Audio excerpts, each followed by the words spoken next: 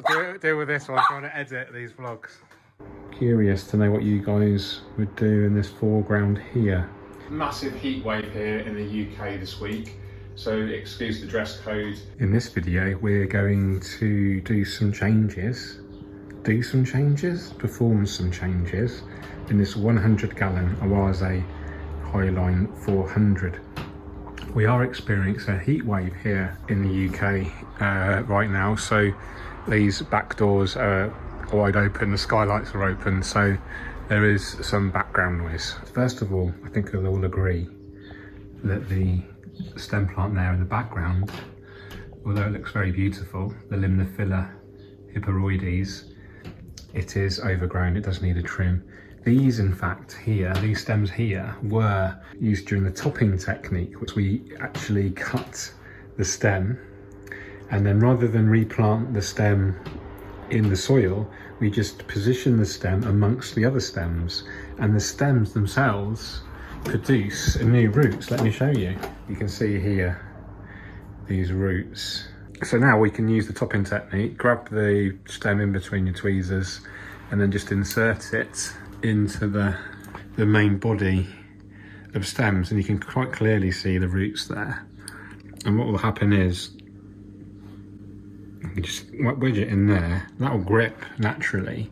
The plant can actually take in nutrients through its leaves and through its roots. You don't actually need to bury the stems in the soil necessarily. So that's a really cool technique for those that want to maintain their bushy stem plants in the longer term without necessarily putting so much work in. So what I'll do now during the time lapse is trim back the Limnophila as appropriate, and then reinsert those stems as discussed using the topping technique. And the overall aim is just to reduce the height of that big bush of colourful stems to make a more kind of coherent overall convex composition, which we'll discuss in more detail as we gradually evolve this aquascape. So I've trimmed the stems right back to the kind of eventual desired height. These are the offcuts that I'd like to potentially keep. The ones that I didn't want to keep, I'm going to discard of responsibly. They go into my garden compost to feed the garden. And now the job is to reinsert these stems into this plant mass here to get this overall kind of more coherent convex pattern which we discussed earlier. Here you can see now that the Limnophila stems are looking a lot more kind of coherent and aesthetically more balanced. It's not like this, it wasn't ugly, but it was just overgrown, reaching the surface.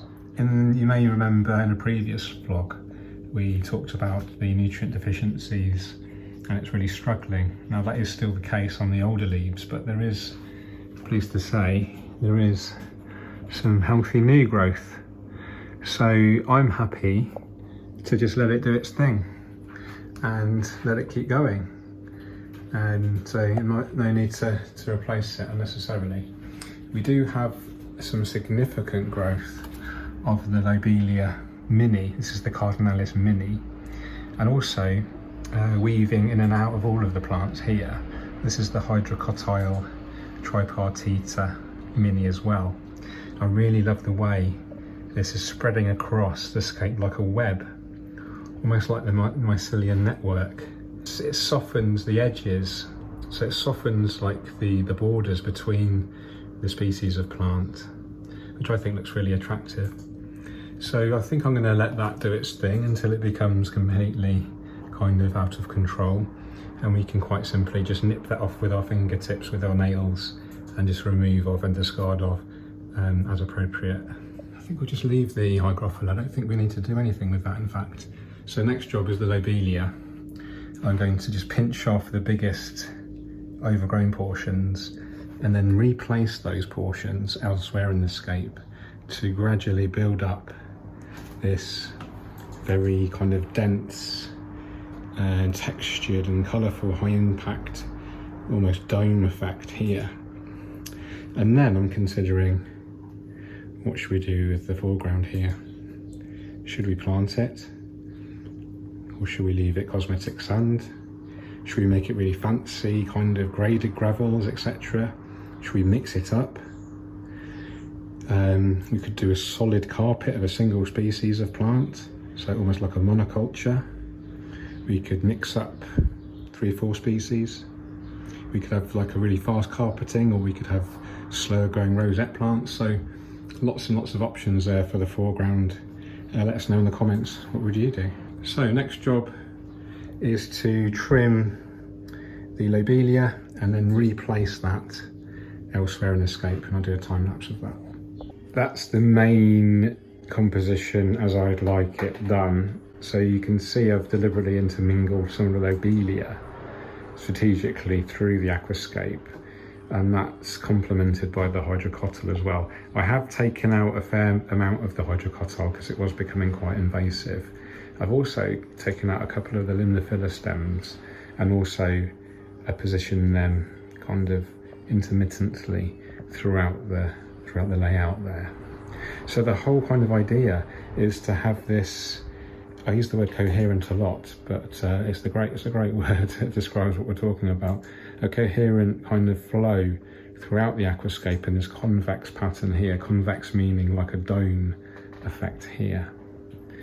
I am still, curious to know what you guys would do in this foreground here. In my mind, it's a little bit stark at the moment, that pure white.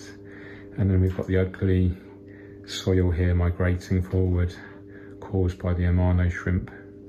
In fact, there is a t-shirt that talks about this. I think it looks great. I think it's improved already from what it was before I maintained it. And I think over the coming weeks, as the plants kind of gradually merge into each other, it will be a case of kind of taming the potential chaos and maintaining this coherent theme. And this is like a lesson in aquascaping, I think, of this delicate balance between chaos and order. And if you can work with that balance, you can really create some beautiful layouts. And I was chatting to my wife earlier and saying, really, my general style of aquascaping is very much classic nature aquarium from Takashi Amano's earlier scapes from the early 2000s. And that is kind of what you see here. But I think I'm feeling like I'm gradually evolving my own style, and I think hanging around with people like Ty Streetman, Rose and Courtney, and people that are more kind of, dare I say, more in tune with nature, are kind of letting my very organised, more structured style of aquascaping go a little bit more loose, shall we say. And I think that's reflected in this evolution of this aquascape here.